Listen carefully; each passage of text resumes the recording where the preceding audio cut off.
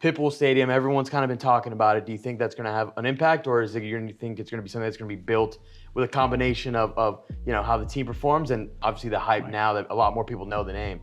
I don't even know if the impact's measurable of all the ripples it's going to have throughout the years. And of course right now, but as we keep it going and everything keeps progressing, and that gives us another, it's kind of Scott Carr's, building steps, him and Ken Jessel. And now to me, this is 3 or 4 steps in that ladder that we're building. And so I think that it's immeasurable, and we're excited about all the things it's going to bring, not only now, but in the future.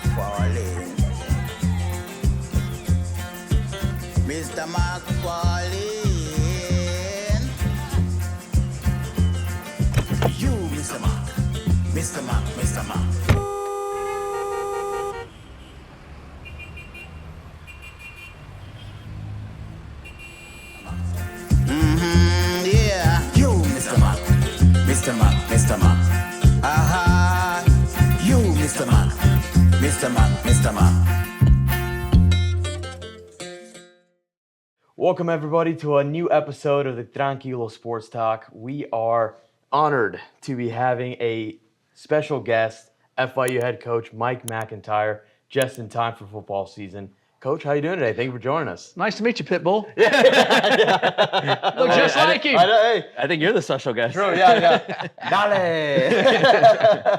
Dale.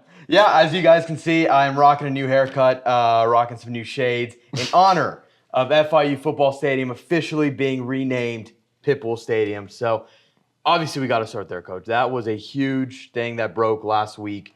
And one, I want to get your reaction to when you first heard the news, and then I also want to get your reaction to the reaction that you saw on social media from, you think ESPN, all those are obviously going to cover it, but when you're seeing articles on Forbes and New York Times and everybody's talking about FIU football, I kind of want to hear a little bit of your reaction on that. Oh yeah, it's unbelievably exciting, and it was an epic day, and thanks to Scott Carr and Alex Kelly and Ken Jessel and everybody that has pitched in to make that happen, and we're just glad that Armando wanted to do that, and it's really exciting, and meeting him and hearing him talk.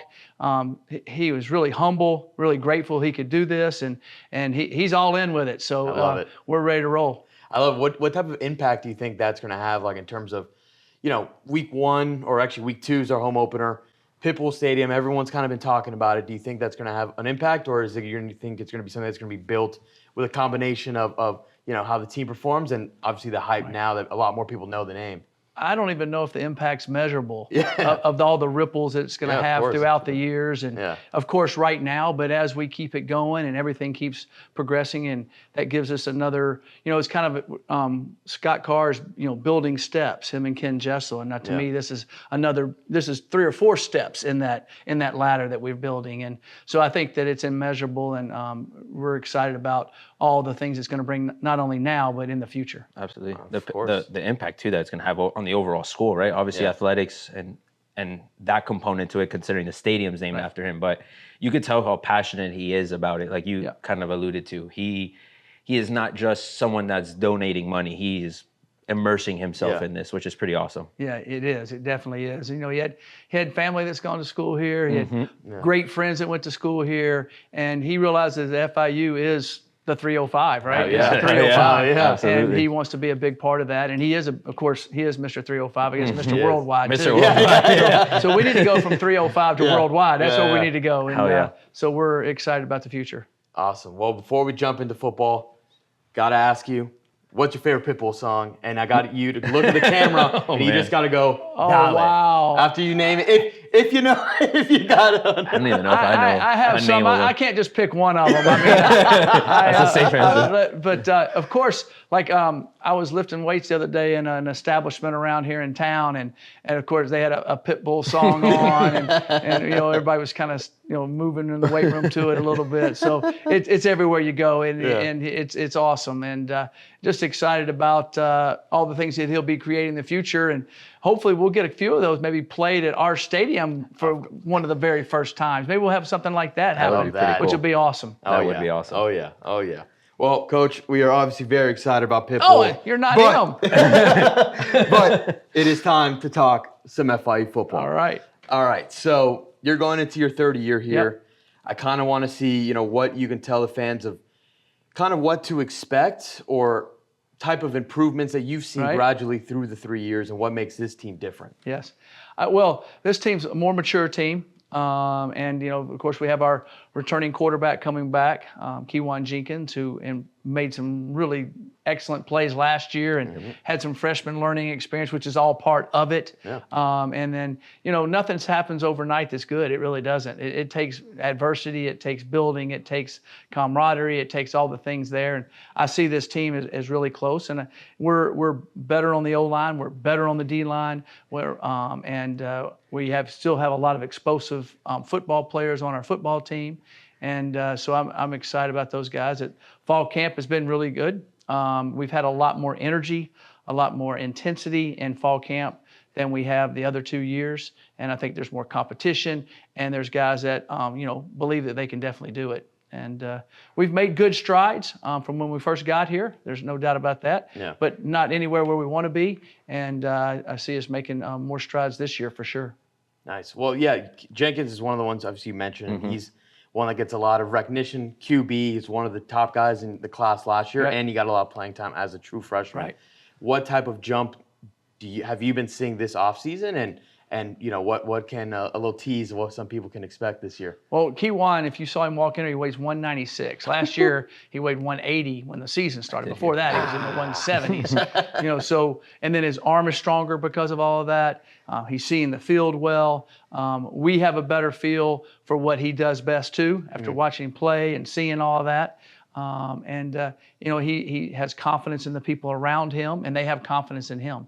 So I think that's a big part of the trust factor is extremely important, and he's built that trust with the team. That's awesome. Yeah. I mean, he's literally a walking highlight reel. Yeah. So super excited for him. You mentioned a little bit about, you know, how excited the guys are and you know, fall camp and all the way to spring. Are there any position groups, like you mentioned the O-line, D-line, are there any that, you know, people might not be talking about yet that you expect to see that take them to the next level? Well, I think that our running back group is good. Yeah. And, you know, with Flex and Shamari and KJ, and then we have a young freshman named Devontae Lyons that looks really good out there. Nice. So I feel good, and we have some other young men that can make plays at those spots, but those four guys are doing really well.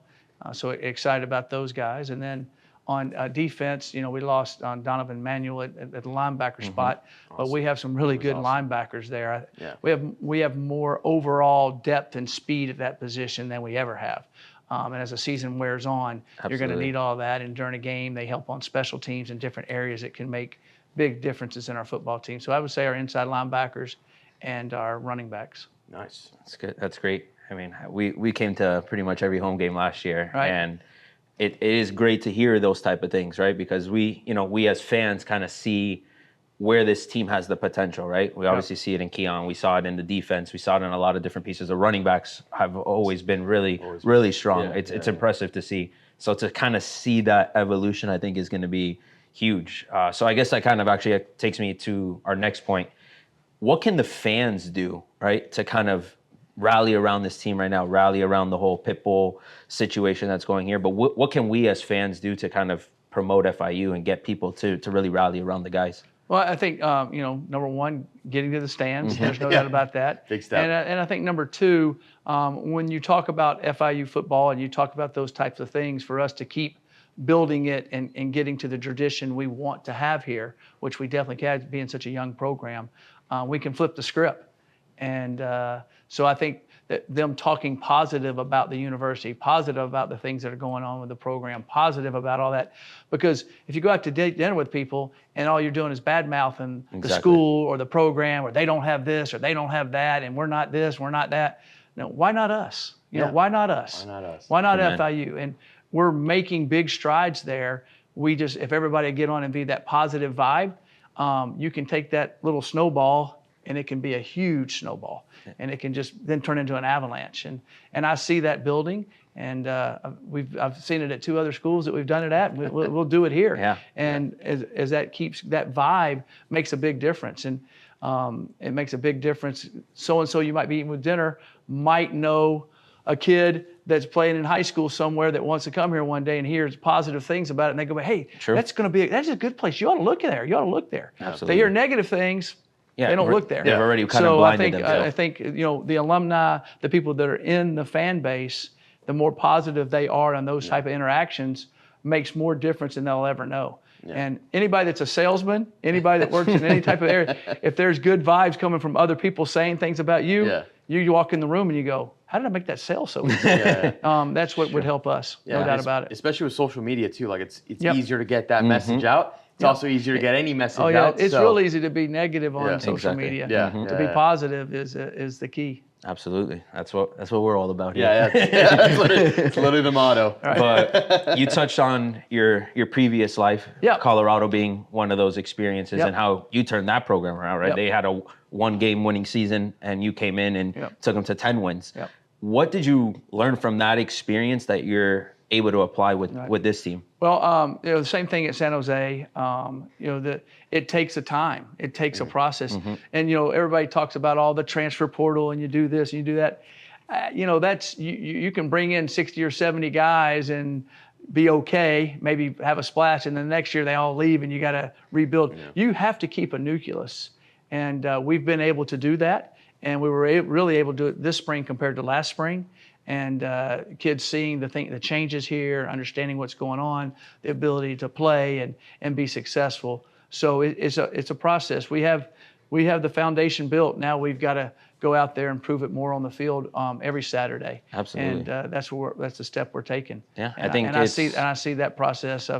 I've watched it happen. I kind of see it build. That's awesome. And we will definitely get it done. Yeah. It's really about that internal culture, right? I think it obviously starts with the coaching staff. It starts with the players and the leaders in the locker room, and you really do see it. It also starts with our administration. Our administration is lined up straight to help that be successful. As a football coach, it's almost impossible to be really successful if your AD and your president and provost and everybody aren't all lined up, because there's so many things involved in it, especially when you want to build a program that hasn't had a lot of history because we're so young. We can be the history, and we can build on the teams that have done well here and then sustain it, because there's enough players down in this area to sustain it.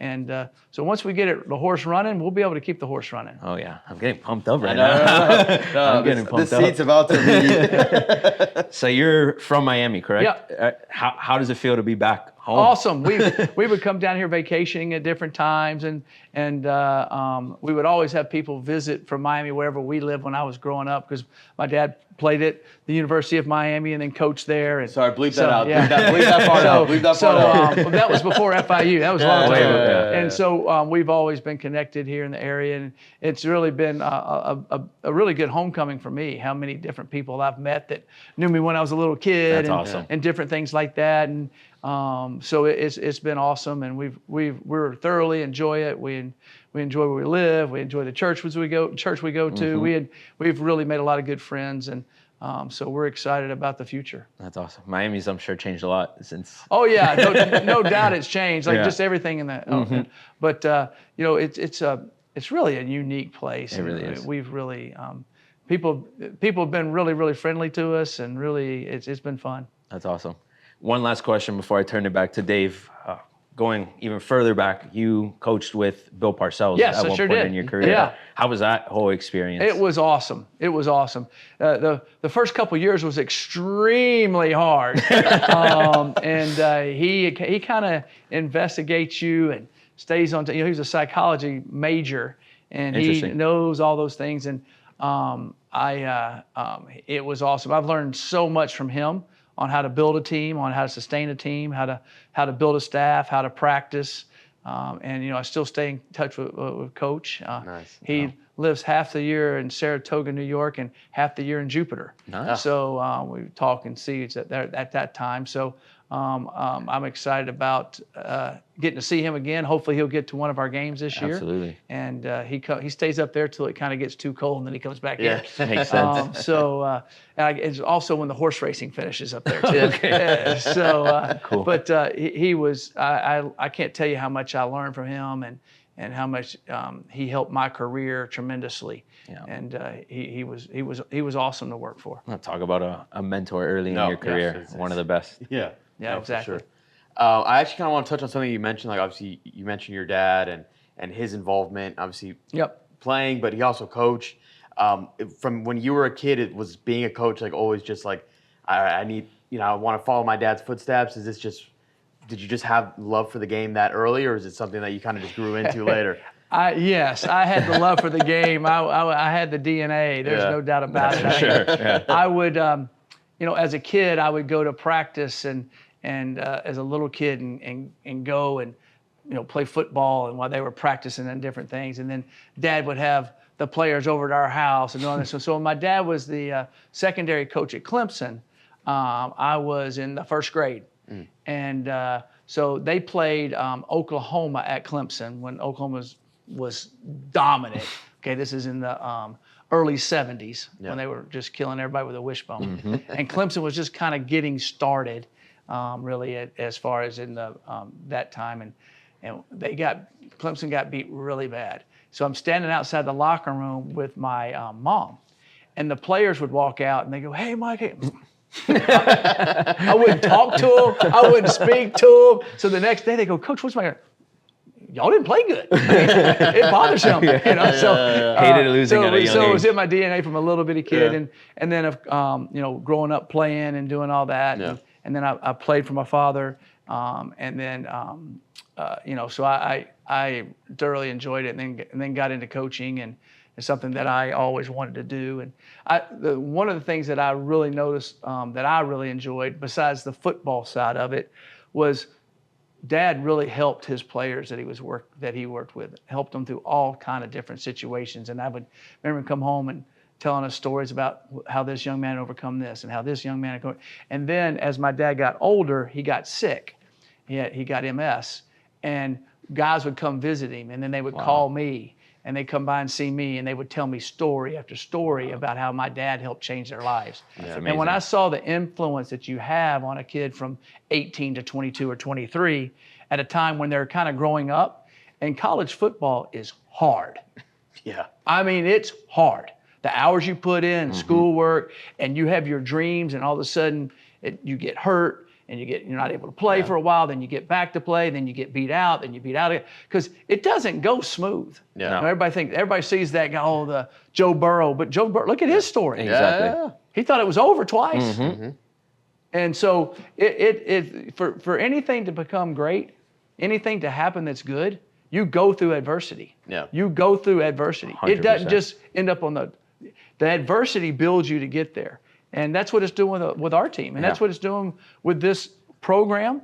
And then one day everybody like, how did it get there? Yeah. Well, we're going to be there. Yeah. And how did it get there? And they'll say, well, it was through all the adversity. We remember those days. And then when we see the stadium packed and everything's going along here, it will be exciting. So that's the things I look forward to. And I love working with these kids on a daily basis. Everyone thinks it's just like a linear line, just straight uphill, but in that, obviously you want to get from here to here, right? You want to climb that mountaintop, but along that way, it's going to be a really bumpy road. You might have to plateau a little bit before you get back up. Right. And I think that's where true programs and even life in general, I think that's where you build character. No doubt about it. no doubt about it. If it's too easy, you don't realize what the character it builds into. The wins feel 10 times better too. Exactly. Now we always want it easy, right? But it doesn't happen. We have a saying that we talk to our kids all the time. It doesn't get easier, you just get stronger. That means life, that means sports, that means you as a person, all of it. So all the time they'll go, what I say is, no, we just get stronger.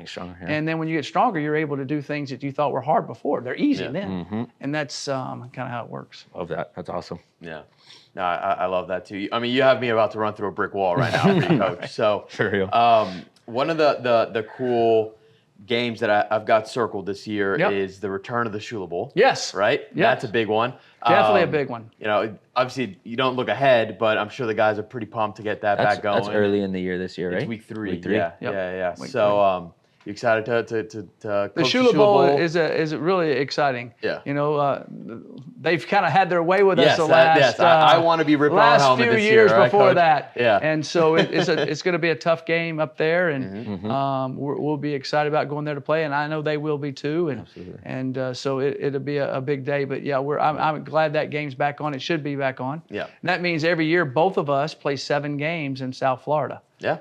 Which is good awesome. when you keep it that way. Amen. And you think about it, because you know, when all of us have to fly out to go everywhere, so it's so being able to play 7 right here locally, and then you know you only playing 5 away makes it nice. That's big time. Yeah. Well, speaking of flying, I guess it's not too far, but it is kind of far. You got week 1 at Indiana, Big Ten game, right? Is there, when you're talking to the guys prepping for a game like that, is it any different than prepping for, you know, any conference game? Is there anything? Obviously, the home opener has a bit of a different hype, but you know, when you're going away to a P5 school, like, is there any different type of message, or it's just no? We don't prepare any different or any harder for anybody we play at all. I mean, they're all big. They're all a season within themselves, because every time you play a game, you don't have the same team the next week. A lot of people, you don't have the same team the next week. No. And so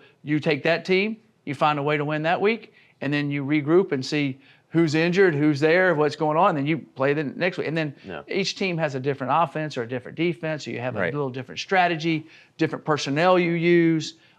So it's every game is huge. Yeah. And so we don't look at any of them any differently at all. Yeah. There's still the thrill of winning is the thrill of winning. And the agony of defeat still the agony of defeat. Yes. So you don't feel any different either way, to be honest with you. Yeah. Cool.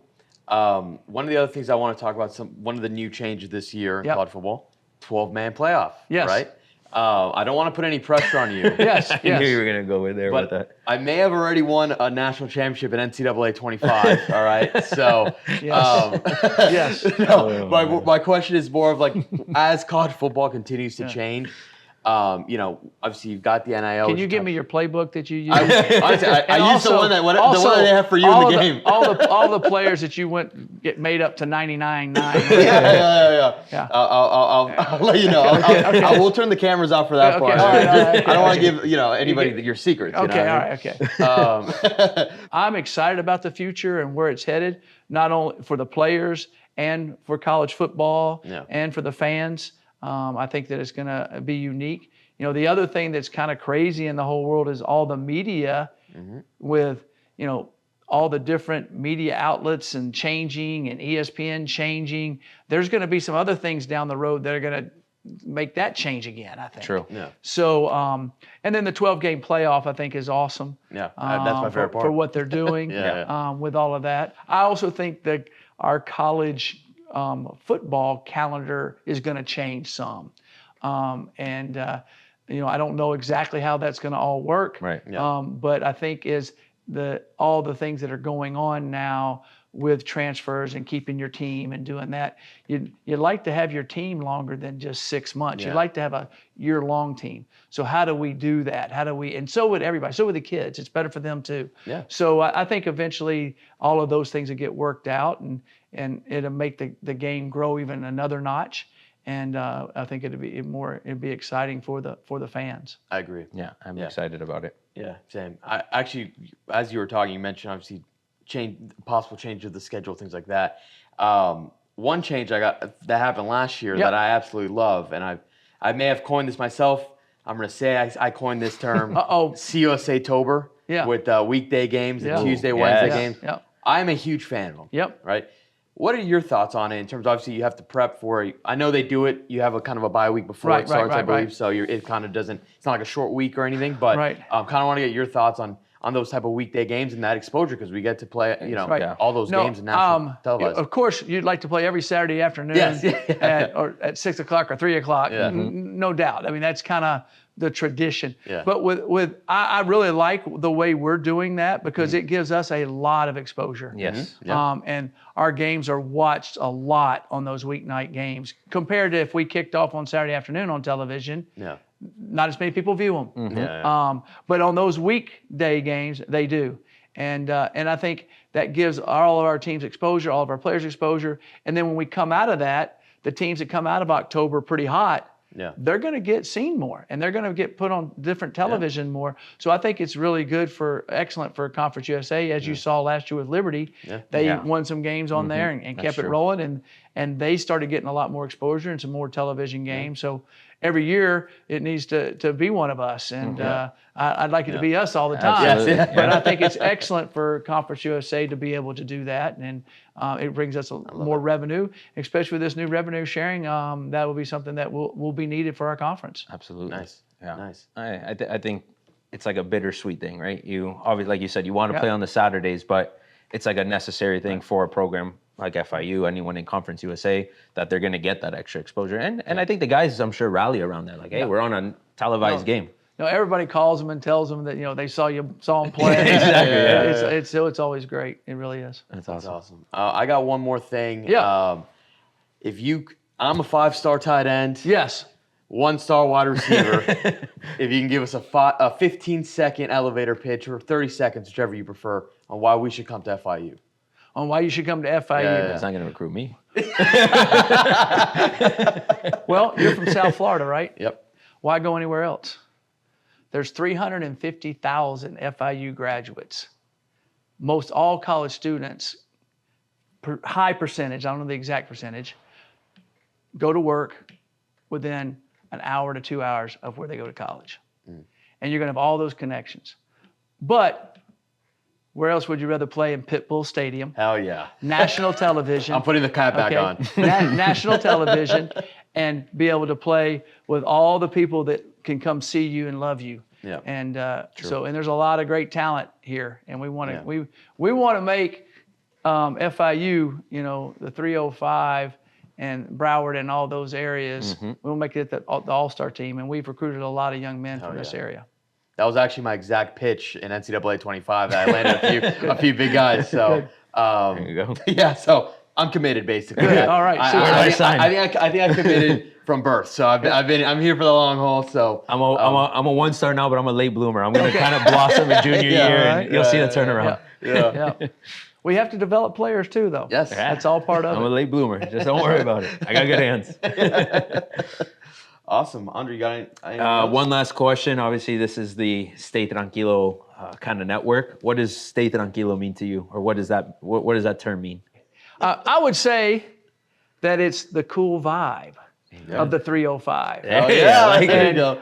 We got the Vice pink too. Yes, exactly. I like that. And it's kind of it's cool to be in Miami. Amen. And it really is. And our kids love it here. And if you've seen any of the life in a 305, if you've watched any of our football players and the life they're awesome. I mean, where else can you go jet skiing? Where else can you go to the beach? Where else can you go fishing? Where else can you be out in the nice sun every day? So it's a special place. And it gives you that peaceful vibe. I think you live longer here. I really do. I think they've done studies. I think people do live longer here in Miami. Yeah, love You're that. Soaking up that vitamin D. You got, like you said, you got the ocean. Exactly right. No, there's not a lot of better places than this. So come to FIU if you see this. Yeah. Sorry, I said that was my last question. I got one more. That just all right. Bonus question. All right. As I'm wearing the Vice jersey. Yes. Is there? You don't have to say yes or no. If you can just tease, as there might be, either the return of the Vice or a New Jersey combo or? Yeah, there is going to be a Vice game. All right. And it's going to be a whole new uniform. So it's going to be exciting. Wow. That's the tease right there. Yeah, I like that. All right. Awesome. Well, thank you, Coach. This was awesome. We really appreciate you coming on. We couldn't be more excited for not only football, but especially FIU football. You know, you're going to do great things this year, and you know, we're going to be here along for the ride. Well, thank you. We have great support, and things are heading in the right direction, and we'll get there. Yeah. So thank you. Absolutely. Thank you for doing this. 305. And pause up. Awesome. Thanks, Coach. Thank you. Appreciate it. Awesome.